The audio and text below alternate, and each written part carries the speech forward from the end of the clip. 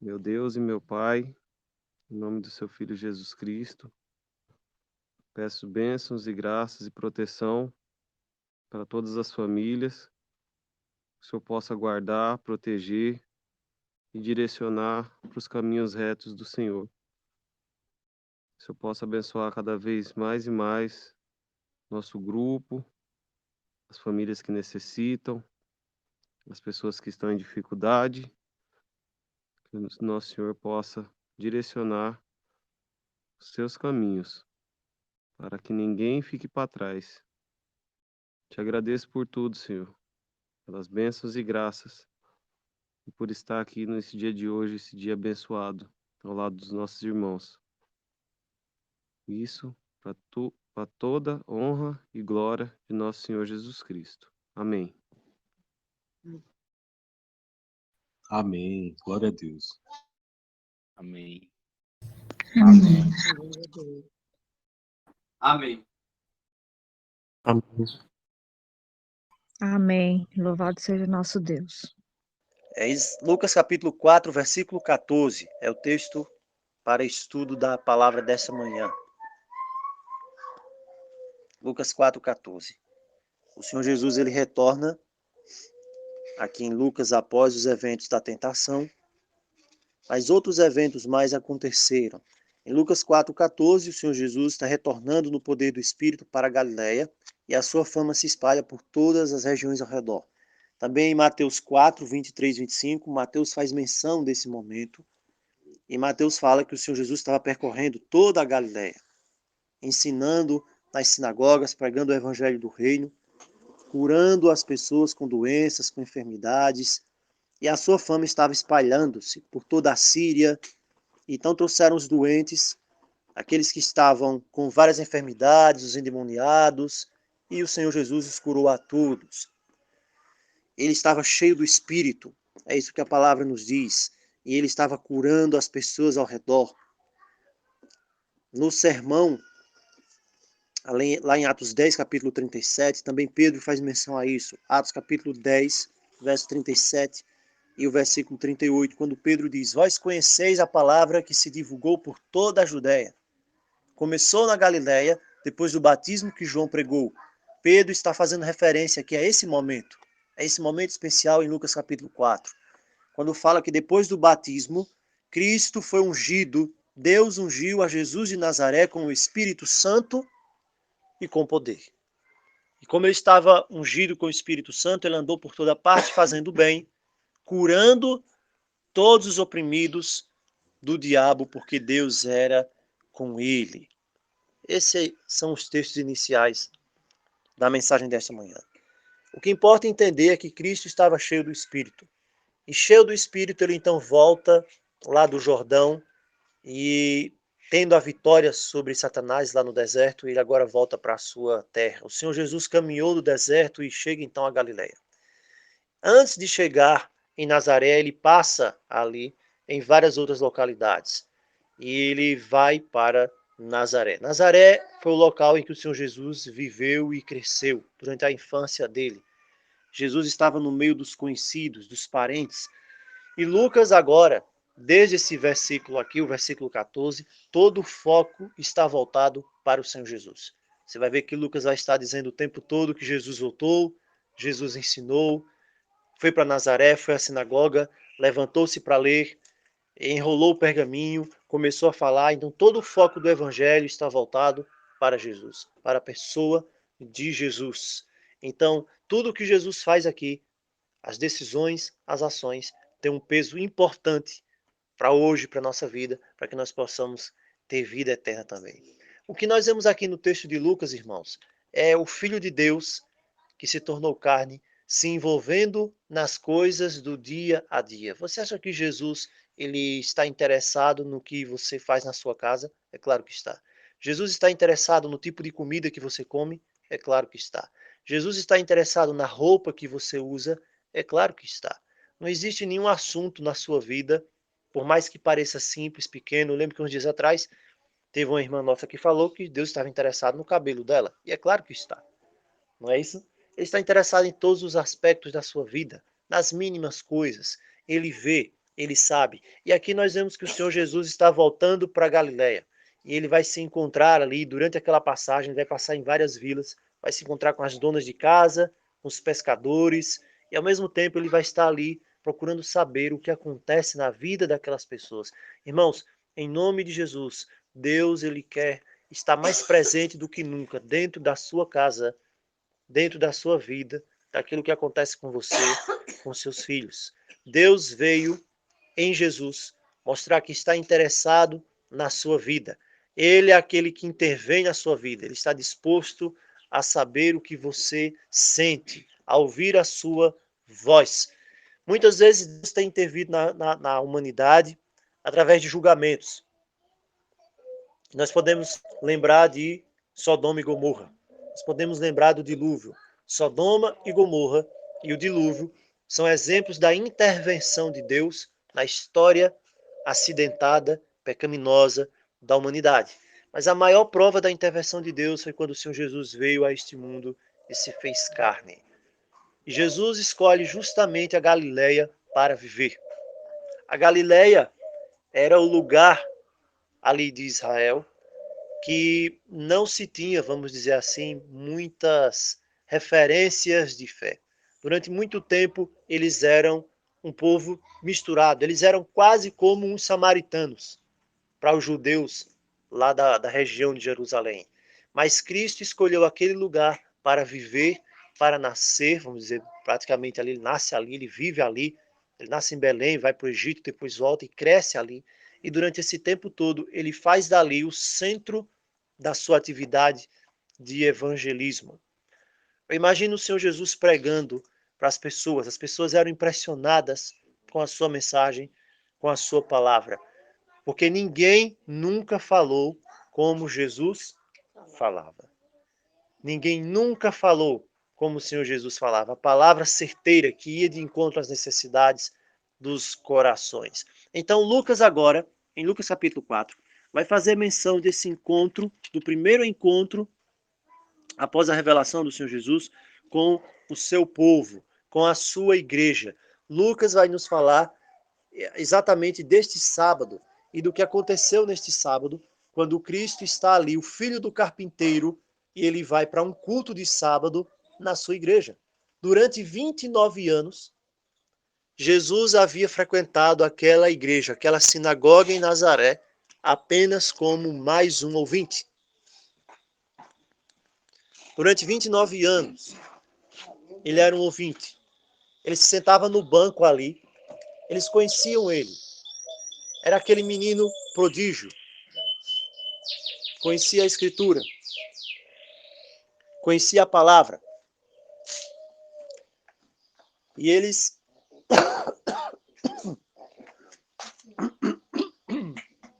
e eles estavam dispostos a ouvi-lo.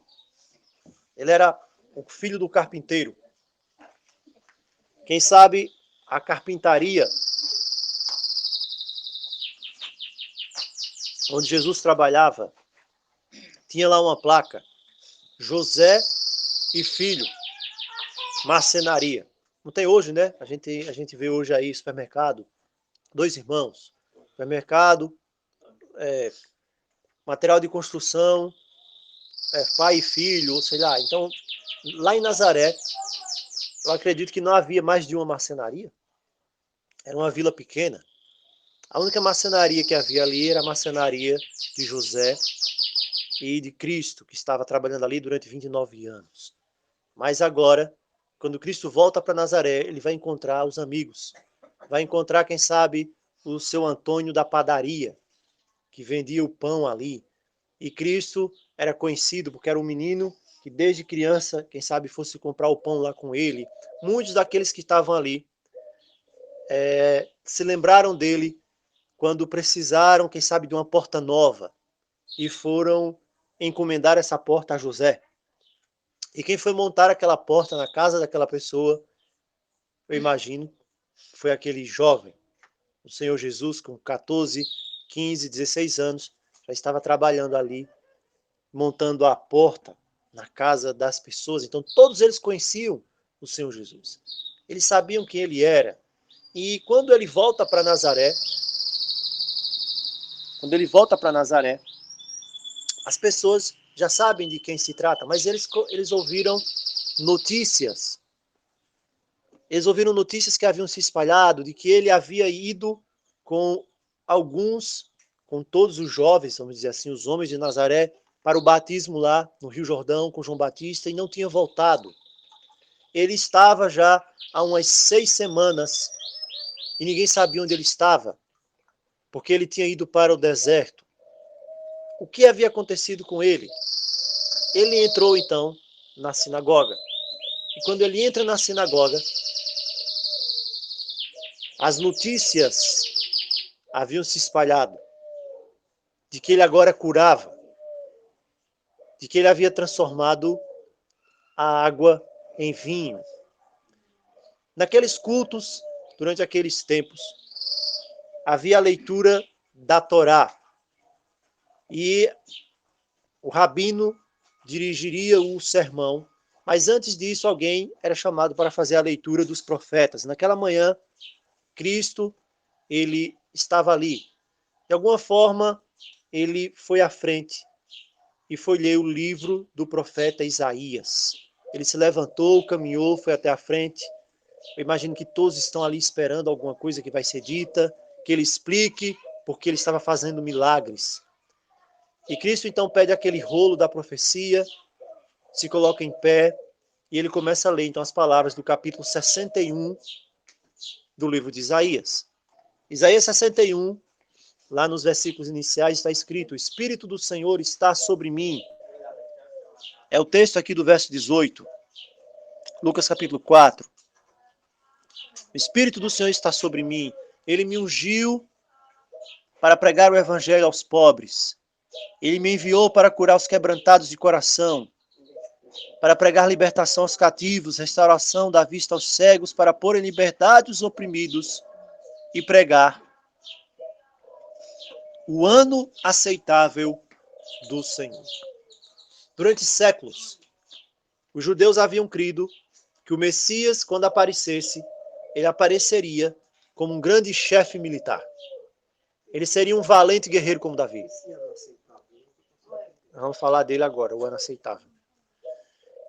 O ano aceitável do Senhor.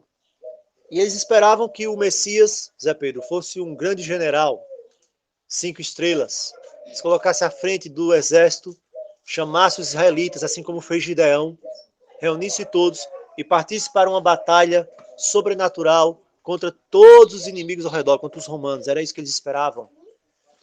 E eu quero chamar a atenção, irmãos, aqui para uma coisa nessa manhã. Às vezes nós podemos ler a palavra de Deus durante anos. Nós podemos ouvir a palavra de Deus sendo pregada nas nossas igrejas durante anos e mesmo assim não estarmos ouvindo a voz de Deus. Você pode estar apenas lendo a palavra está sendo lida, a palavra tem poder, mas o poder da palavra está quando ela é falada pelo Espírito Santo e não por apenas um homem a mais. É isso que nós vamos ver nessa manhã, o que aconteceu naquela manhã de sábado, um sábado como esse, em Nazaré. Quando Cristo inicia a sua mensagem diante do povo, ele precisa automaticamente explicar a profecia. Cristo, ele lê o texto, assim como nós fazemos, assim como as pessoas fazem quando vão pregar. Ele lê o texto da palavra, mas do texto da palavra é preciso sair a mensagem. Se você lê o texto da palavra e não extrair a mensagem, não tiver o entendimento da palavra, aquele texto não serviu. É por isso que hoje existem tantas crenças diferentes, porque a palavra é a mesma.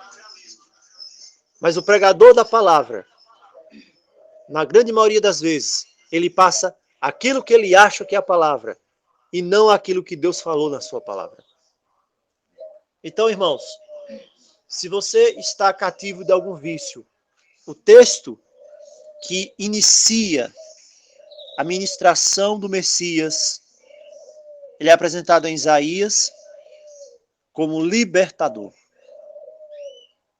Você já viu Cristo como libertador? Aquele que pode libertar você?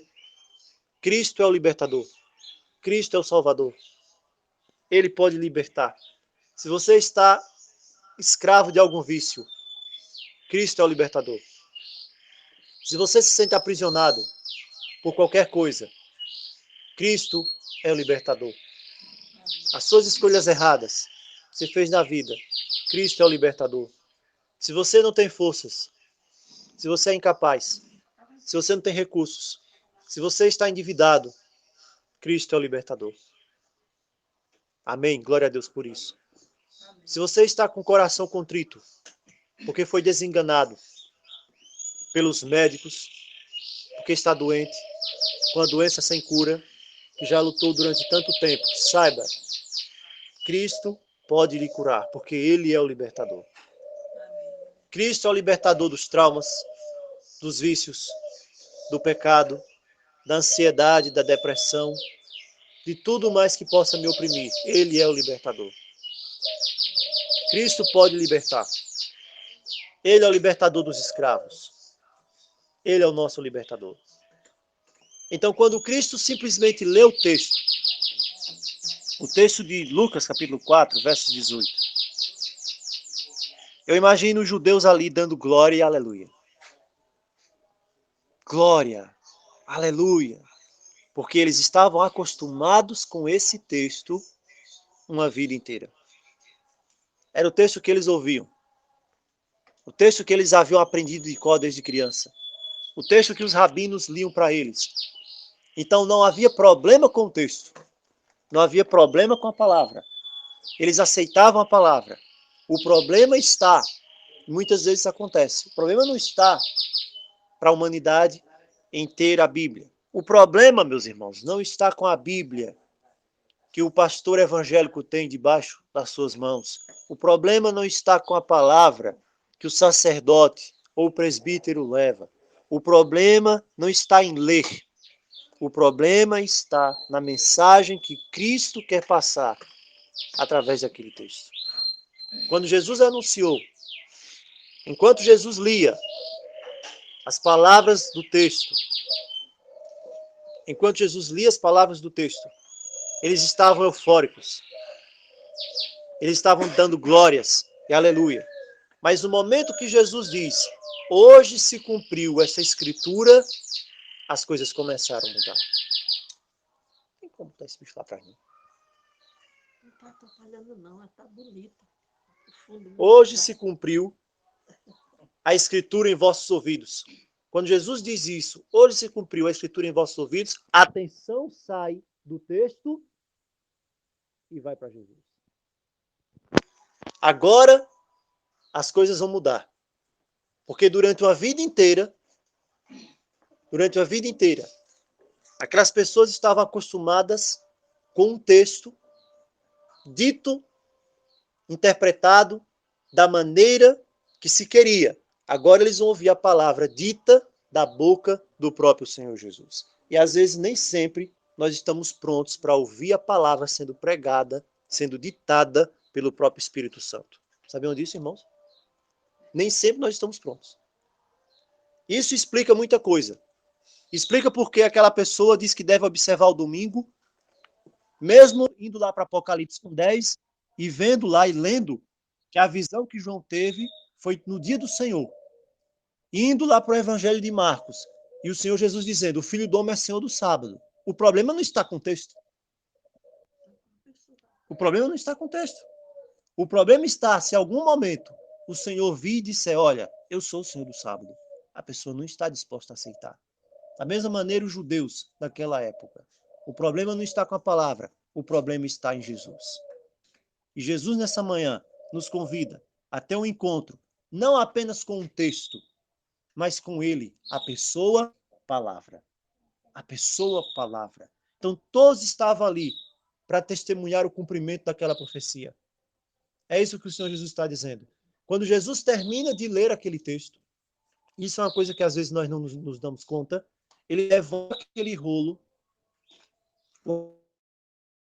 guarda ali dentro de um armáriozinho, tira ali aquela mesinha que estava da frente e ele se senta na cadeira. E é isso que o texto aqui de Lucas diz, versículo 20. Fechando o livro, Ele entrega o livro ao assistente e se sentou. Quando ele se senta, os olhos de todos na sinagoga estão olhando para ele. Você já imaginou esse momento? Jesus lê o texto, devolve, senta na cadeira e está agora frente a frente. E todos estão olhando para Jesus e Jesus está olhando para todos. O que está acontecendo naquele momento? Jesus está trabalhando com eles para levá-los do texto para ele. Irmãos, muitas pessoas não aceitam a verdade da palavra de Deus.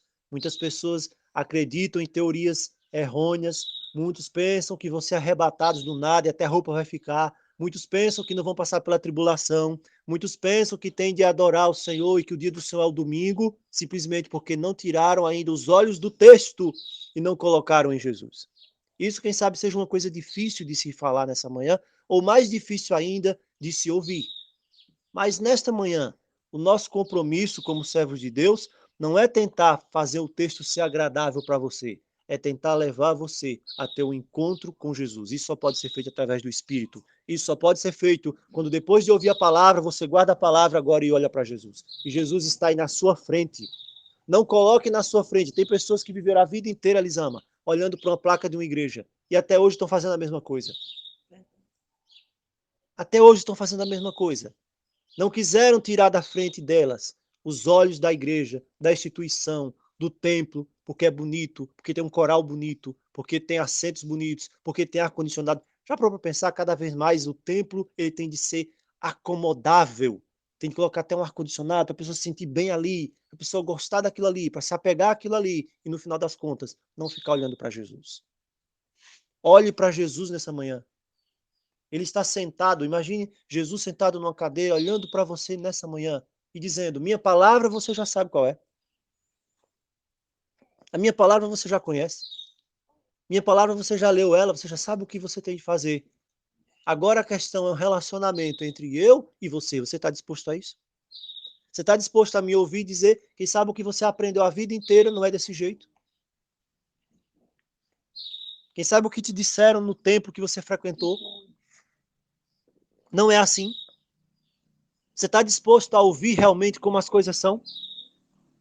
Quantas vezes eu não já ouvi falar, nossa, como seria maravilhoso, como será se naquele culto do sábado na Nova Jerusalém, nós vamos ter o próprio Senhor Jesus pregando. Não, você tem a oportunidade de ouvir a voz do Senhor pregando hoje, mas muitos não querem. Estou esperando lá. Não querem ouvir o que Jesus tem a dizer, porque não é de acordo com o que o pastor prega. Ah, isso aí não é de acordo com o que o meu líder fala. Isso não é de acordo com o que a minha religião diz. Isso não é de acordo com o que eu ouvi a minha vida inteira dizer. Isso é heresia. Há uns dias atrás, um sábado, nós tivemos a alegria de ter no nosso convívio entre os irmãos aqui, entrou um irmão bastante educado, aparentando ter algum conhecimento teológico. Até nós tivemos algumas conversas depois, conversando sobre isso, com o irmão Marlon, por exemplo. E ele dizia o seguinte, foi muito bom achar o canal de vocês. Foi muito bom poder entrar aqui e ouvir, né? Ele teve um contato muito rápido. Ele disse uma coisa que chamou a atenção. Eu pensei em falar isso, mas não falei. O que eu vou dizer agora. E ele disse assim, nossa, que coisa interessante.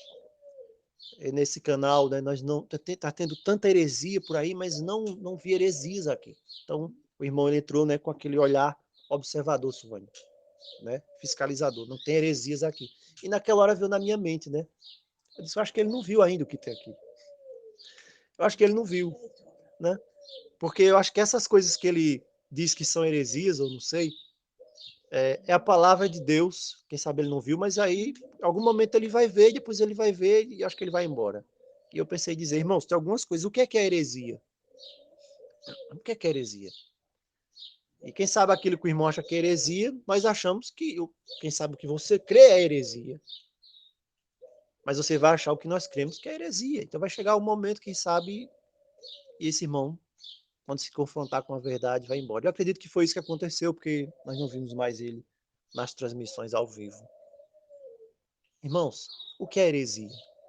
Hoje, nós estamos acostumados em ler o texto, guardar, e quando Jesus me confronta com a verdade, quem sabe eu não esteja hoje disposto a ouvir. No texto, no verso 19 de Lucas capítulo 4, uma das últimas coisas que o Senhor Jesus falou foi que ele, como Messias, quando o Messias se revelasse, ele haveria também de pregar o ano aceitável do Senhor. O que significa o ano aceitável do Senhor? Isaías estava falando aqui sobre algo bem conhecido para os judeus. Era o chamado ano do jubileu. O ano aceitável do Senhor era o ano do jubileu. E o que isso significava? Na lei de Moisés, a lei de Moisés foi dada ali uns 700 anos antes, e você vai ver que ali havia um calendário de 50 anos, que era determinado por Deus. Nesse calendário, ele deveria ser guardado o ano 50, o ano 50º, o ano 50. Você observava o 7º dia, o dia de repouso solene, a cada 7º ano você tinha um ano sabático, e depois você teria também o ano do jubileu. E o que era o ano do jubileu? A cada 7 anos sabáticos, ou seja, a cada 50 anos, era celebrado o ano do jubileu. E o que acontecia no ano do jubileu? A gente precisa entender o que acontecia. Por exemplo, Levítico 25. Se a gente for ler aqui, deixe-me ler Levítico 25, versos 8 ao 12. Para que nós possamos entender o que o Senhor Jesus está se referindo aqui em Lucas capítulo 4. Levítico capítulo 25, versos 8 ao 12. Conte 7 sábados de ano. Como é que são 7 sábados de ano? Você tem 6 anos, no 7º ano era um ano sabático. 7 vezes 7 anos. De modo que esses 7 sábados vão equivaler a um período de 49 anos. Então faça soar a trombeta. A trombeta não ia se tocar no 7º ano. A trombeta iria se tocar no ano do jubileu. Faça soar a trombeta por toda parte. No 10º dia do 7º mês. No dia da expiação. Veja que se juntava isso aqui, irmãos. Olha como isso é interessante. Veja a mensagem do Senhor. Aquele que não estiver em jejum no dia da expiação é eliminado. Está na palavra. Aquele que não estiver em jejum agora no grande dia da expiação, para se fechar o encerramento da porta da graça e haver o selamento final e Jesus voltar. Quantos de nós ouvimos essas coisas? Mas a gente tem uma noção apenas, uma pálida noção. Agora nós temos a própria confirmação do Senhor que você está vivendo no dia da expiação. O grande dia da expiação, Silvânia. O grande dia em que o meu nome, o seu nome pode estar sendo chamado. Se o seu nome estiver sendo chamado agora, como você se sentiria? Se o seu nome estiver sendo chamado nos registros dos céus, você está pronto? Então o Senhor diz aqui que nesse dia da expiação se tocava a trombeta em toda a terra. Se toca a trombeta em toda a terra. Não dá para falar sobre todo esse aspecto aqui da trombeta em toda a terra. Mas esse ano tinha de ser consagrado, porque era o ano do jubileu. E jubileu significa liberdade. O ano do jubileu era o ano da libertação. E o Senhor está dizendo, quando isso acontecer, quando a trombeta for tocada, proclamem liberdade em toda a terra a todos os seus habitantes. Qual é o principal ministério do Messias? O Messias é o libertador. E aqui o Senhor está dizendo, quando chegar o ano do jubileu. Irmão, vocês sabiam que o Senhor Jesus retorna também no ano do jubileu? Cristo retorna num grande ano do jubileu.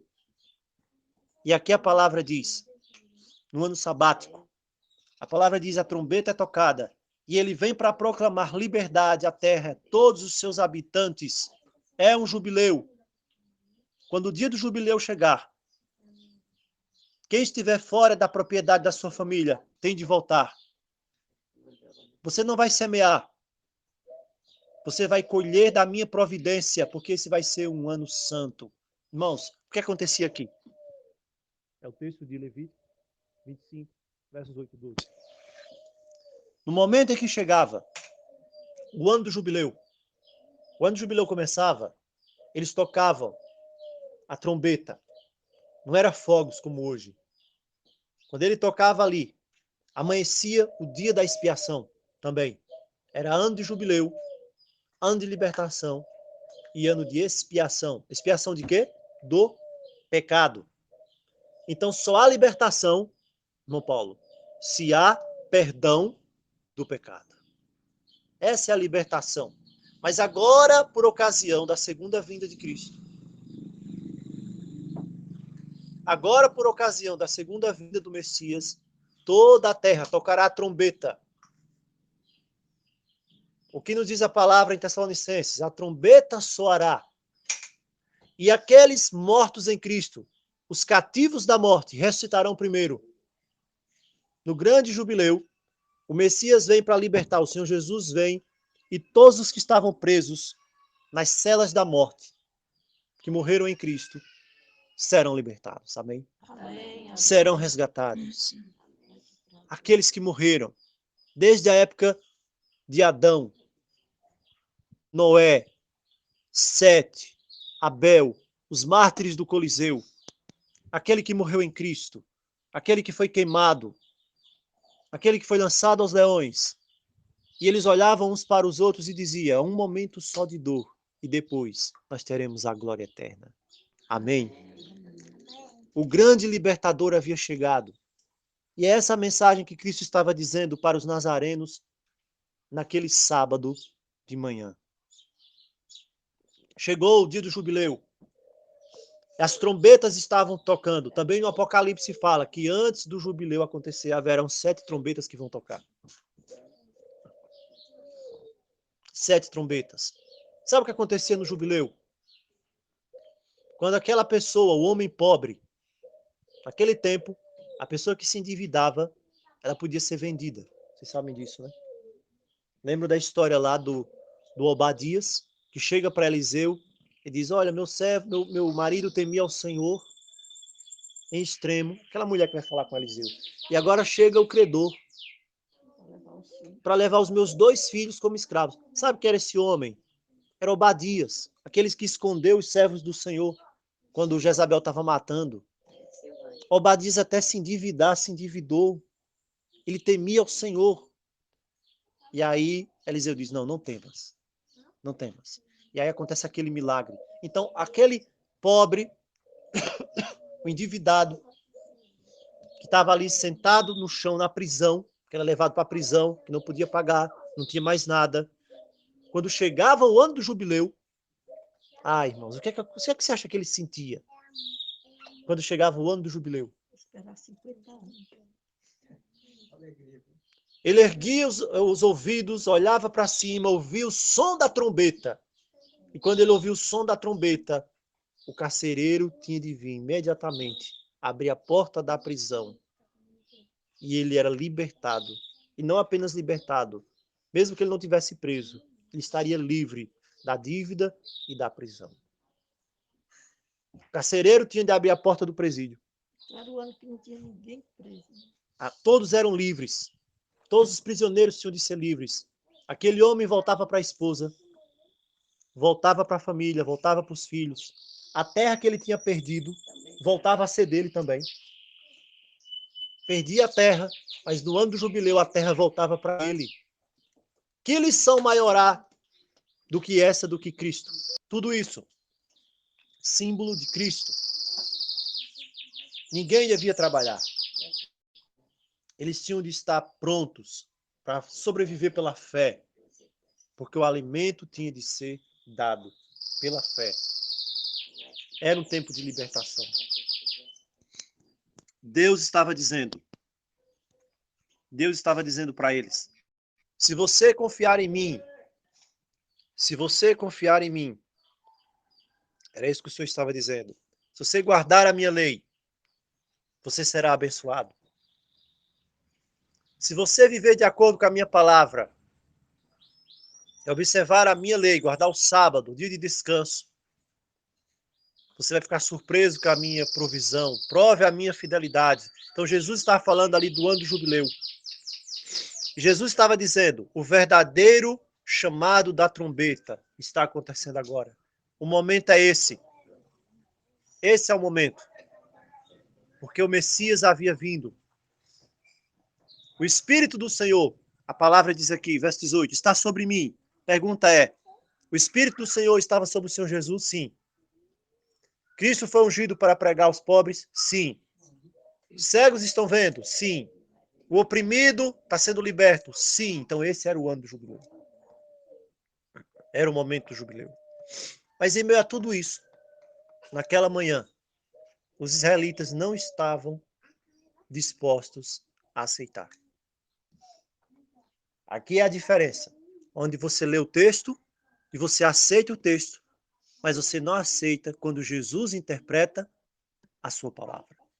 Jesus estava dizendo, vocês precisam de libertação. Vocês precisam. Vocês estão como cegos, como escravos. Eles não estavam querendo aceitar. Eles não queriam aceitar isso. Sabe por quê? Porque eles estavam apegados ao texto. Eles estavam apegados à letra fria do texto. E quando você se apega ao texto, você pode interpretar o texto do jeito que você quiser. Você pode ler Apocalipse 1:10, que fala do dia do Senhor e dizer que o dia do Senhor é o domingo.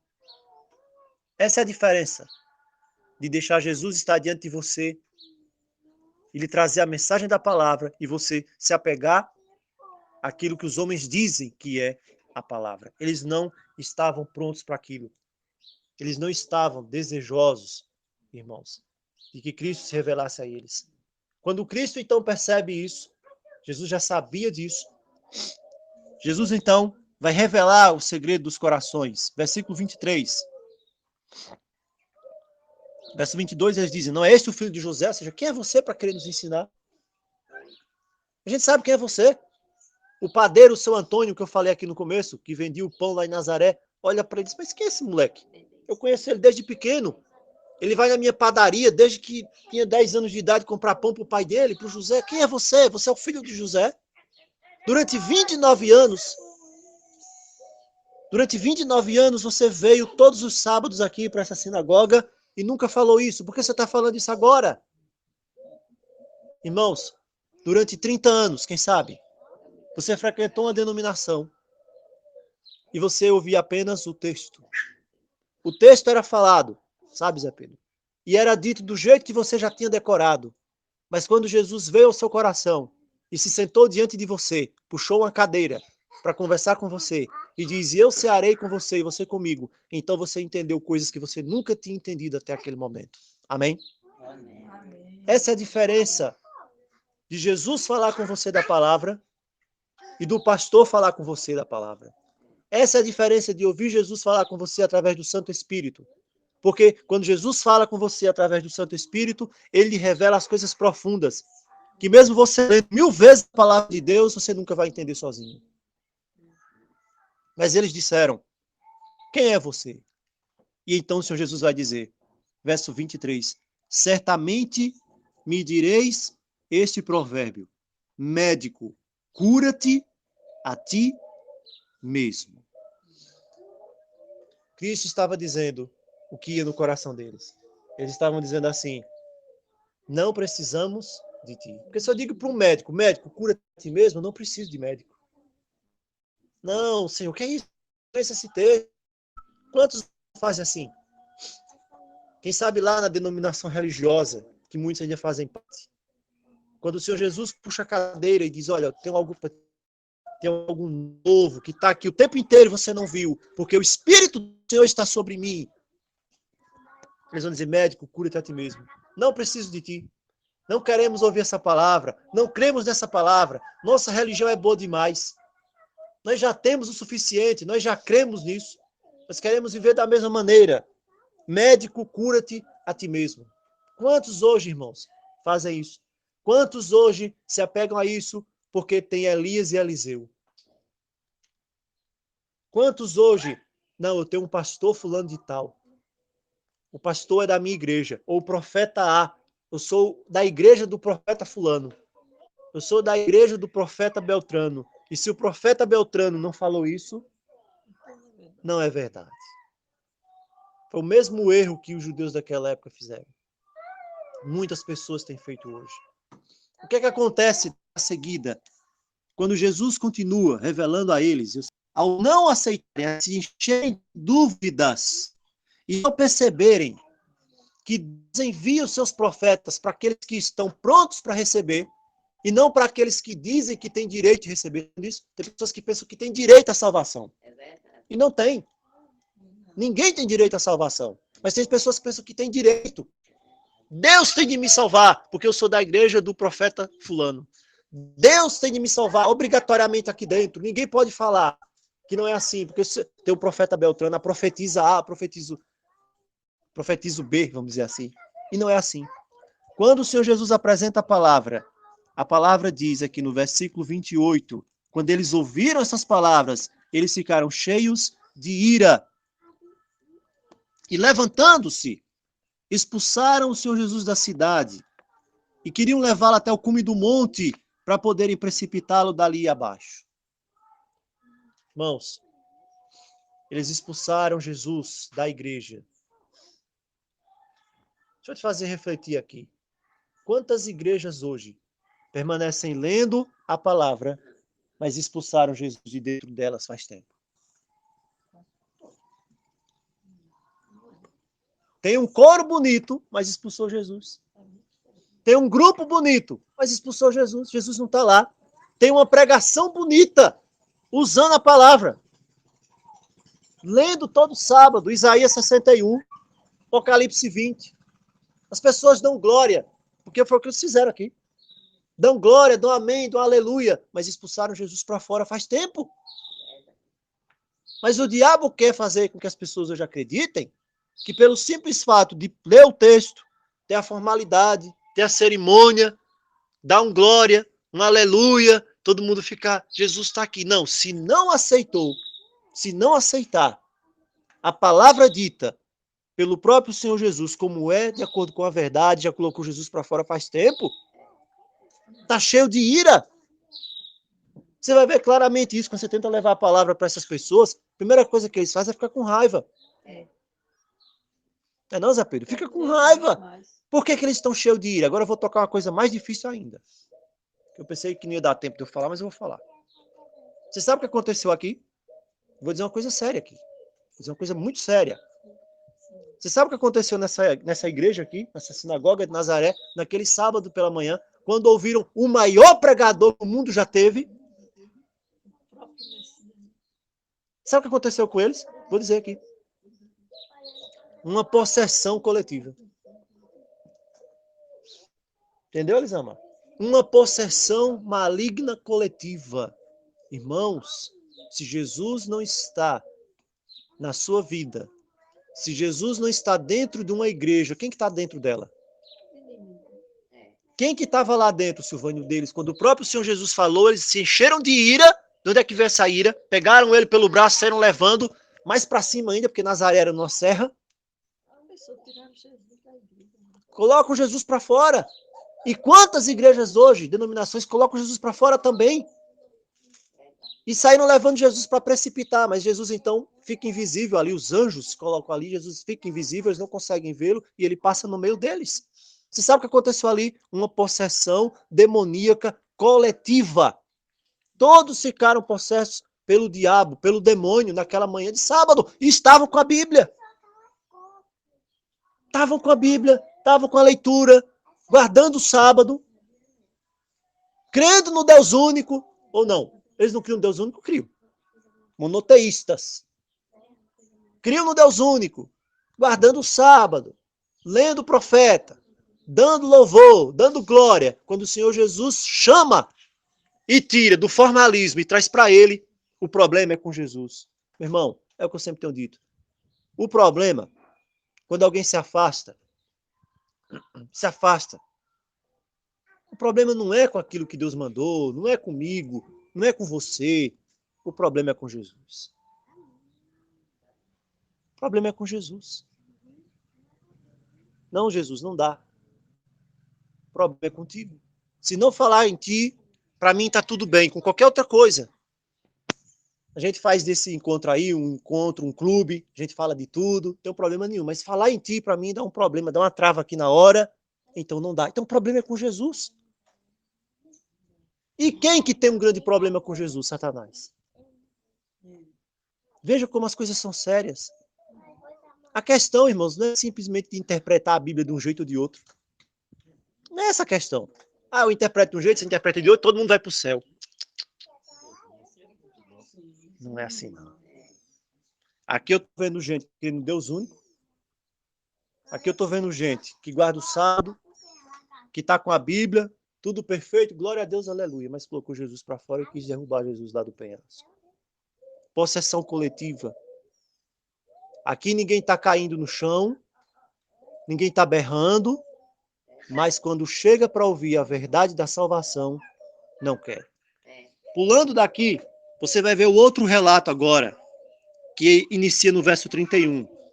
Esse aqui eu não sei se vai dar tempo, que é do endemoniado em Cafarnaum. Eu queria só fazer a diferenciação aqui entre o endemoniado, que é um, e os endemoniados de Nazaré. Você tem um em Cafarnaum, e em Nazaré você tem todo mundo. Todo mundo em Nazaré está endemoniado. Todo mundo. E vai faltar tempo, irmãos, para falar sobre essa questão de possessão aqui. Mas isso é sério. Isso é sério. O versículo 31 diz que depois disso ele desceu a Cafarnaum. Nós estamos aqui resumindo o máximo por causa do horário. Ele desce a Cafarnaum, uma cidade da Galileia, e os ensinava no dia do sábado mais uma vez. Mais uma vez ele vai para uma sinagoga, assim como foi para Nazaré, agora ele vai para Cafarnaum. Só que aqui,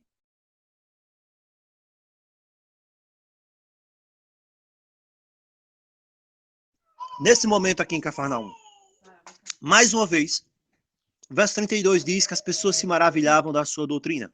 Qual foi o texto que o Senhor Jesus escolheu aqui? Ele estava pregando aqui. Lembra que ele pregou um texto lá em Nazaré. Em Nazaré foi Isaías 61. Quem sabe em Cafarnaum foi outro texto sobre o Messias. Quem sabe foi Isaías 53, falando dos sofrimentos do Messias. Só que agora acontece algo diferente aqui. Todos se maravilham da sua doutrina. A sua palavra é com poder, é com autoridade. Só que agora acontece algo diferente.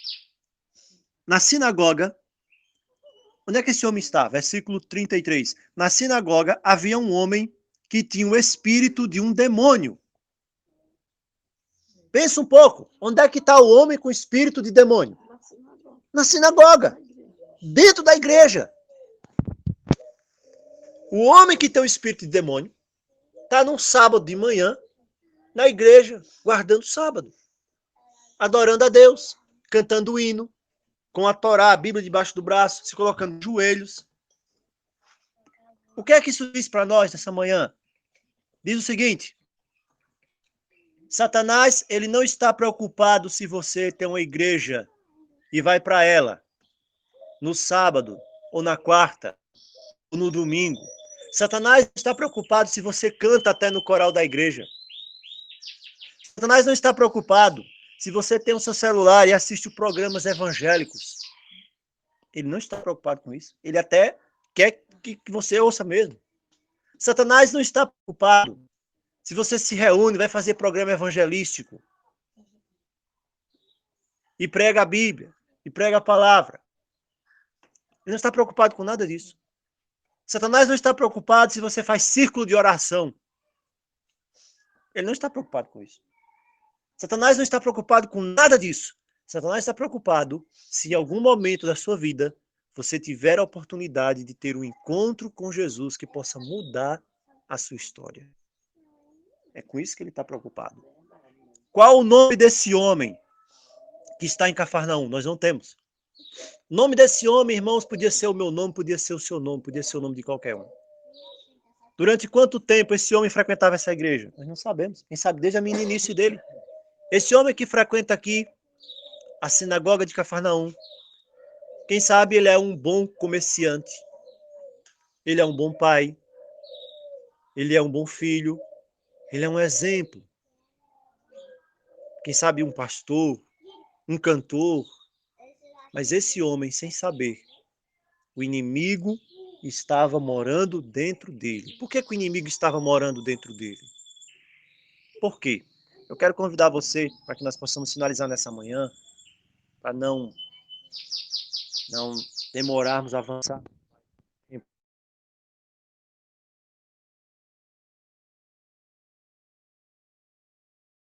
Vamos ler o texto aqui em Mateus. Tá aqui. Mateus, capítulo, deixa eu encontrar.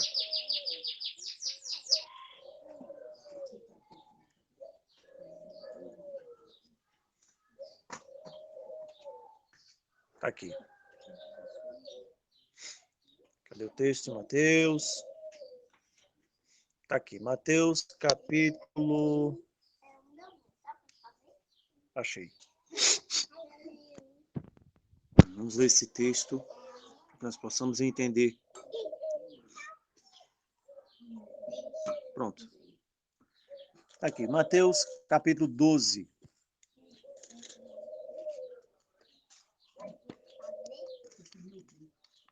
Mateus capítulo 12, versículos, a partir do versículo 43. Mateus 12, 43. Espírito imundo sai de um homem, ele anda por lugares áridos, buscando repouso e não o encontra. E quando ele não o encontra, é isso que o Senhor Jesus está dizendo, então ele diz: eu voltarei para a minha casa. Voltarei para a minha casa, de onde saí. Voltarei para a minha casa de onde saí. E voltando, e ele sempre volta, trazendo para os nossos dias. Assim também vai acontecer na nossa geração. Você sabia que esse mundo está sendo possuído pelo diabo? Você parou para perceber isso já? Oi, cara. Não está. Mas está ornamentado. A vida, quando não tem Deus, ela está vazia, não tem o Senhor Jesus. Ela está varrida, mas tem de estar ornamentada, porque o ser humano vai procurar se enfeitar de tudo o que é possível para preencher o lugar de Deus. É a droga, é a pornografia, é o sexo, é o dinheiro, é a imoralidade, a maldade, tudo isso é o ornamento. E o diabo então entende, está vazio. O lugar está aí. O homem da sinagoga de Cafarnaum, ele tinha uma vida formal com Deus, mas não tinha Deus dentro do seu coração. Em algum momento, ele rejeitou a palavra que foi dada a ele, que poderia salvá-lo. E o inimigo estava morando ali.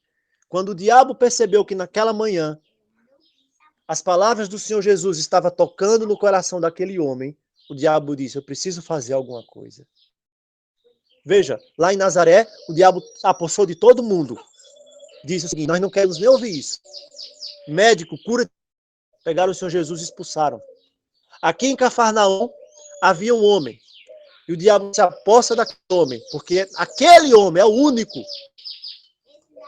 que a palavra está sendo tocada ali no coração dele. E que o diabo percebeu que se ele não fizesse alguma coisa, aquele homem teria um encontro com Jesus. Então ele se manifesta. E quando o diabo se manifesta naquele homem, o Senhor Jesus diz, e sai dele. Como era a vida desse homem? Eu quero terminar aqui contando um testemunho. Quero contar um breve testemunho. Irmãos, Jesus, o Senhor Jesus, ele tem poder para libertar. Ele tem poder para curar, para transformar a sua vida. Há uns anos atrás, eu quero que você imagine a história dessa mulher.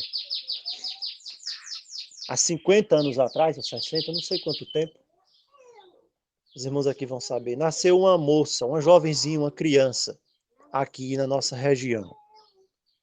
E pelo que nós sabemos, quando ela nasceu, ela foi dedicada aos espíritos. Ela foi dedicada aos espíritos. Já pensou um pai, uma mãe ter um filho e dedicar a criança ali nascida ao inimigo, aos espíritos? Então, o que aconteceu com ela? Já dá para imaginar o que aconteceu. Desde criança, essa moça, essa criança, ela era atormentada. Ela era subjugada. O inimigo trabalhava sobre ela. Ela vivia doente, com mais e mais doenças, alucinações. Caía no chão e diziam que era epilepsia. Diziam que eram ataques epiléticos. E ela, desde criança, viveu a vida inteira, cresceu, casou, teve filhos, mas nunca conseguia se livrar daquilo. Não havia remédios que resolvessem a situação dela. Ela vivia doente. Era levada de um lado para outro, ela andava na rua e de repente ela caía no chão e diziam, é epilepsia. É epilepsia. E davam remédios para ela. E vários remédios, mas nunca nada resolveu, nunca nada resolvia. Nada resolvia. Era doença, mas ela havia sido consagrada aos espíritos. Aquilo era espírito maligno, ela dizia que ouvia aquilo e já havia tentado de tudo. Já tinha ido para todos os lugares, buscar de todas as maneiras. Mais de 40 anos, eu acredito, Silvânia, muito mais do que aquela noite lá, naquele sábado. Essa mulher vivia assim. Mais de 40. Até que um dia, irmãos, estavam reunidos, alguns irmãos nossos, estava reunido o irmão José, o irmão Silvânio, o irmão Eduardo, nas primeiras horas do sábado. E estavam juntos num salãozinho, no sítio aqui próximo. E eles estavam juntos louvando o Senhor. Você não imagina o poder que o louvor tem. Você não imagina o poder que o louvor ele tem. Você não sabe como Satanás treme, como Satanás se sente incomodado quando você louva o nome do Senhor Jesus. Foi quando Satanás ouviu o louvor do casal lá no Jardim do Éden, que ele decidiu, depois de tanto ódio, louvores ao Pai e ao Filho, ele decidiu então levar o homem à queda. Quando ele ouviu os louvores lá no jardim. E num sábado, estava lá o irmão José, o irmão Silvânio, o irmão Eduardo. E eles gostavam de cantar, de louvar o Senhor. E de repente, já eram as 10 horas da noite. Lembra, Silvânio, disso? Umas 10 horas da noite. E chega então o marido daquela senhora que morava a alguns metros do local onde os irmãos estavam, abraçado com ela. Abraçado com ela. E ela estava atacada por aquilo que diziam que era doença, que estava sobre ela. E quando ele chegou, os irmãos tiveram um susto. Já era 10 horas da noite. E olharam ali para trás, para a porta daquele salão. E lá estava lá o homem abraçado com a esposa que estava ali sufocando. E então ele trouxe a esposa. Os irmãos pediram que ele trouxesse a esposa. A esposa veio e ele disse, ela estava ouvindo os louvores de vocês.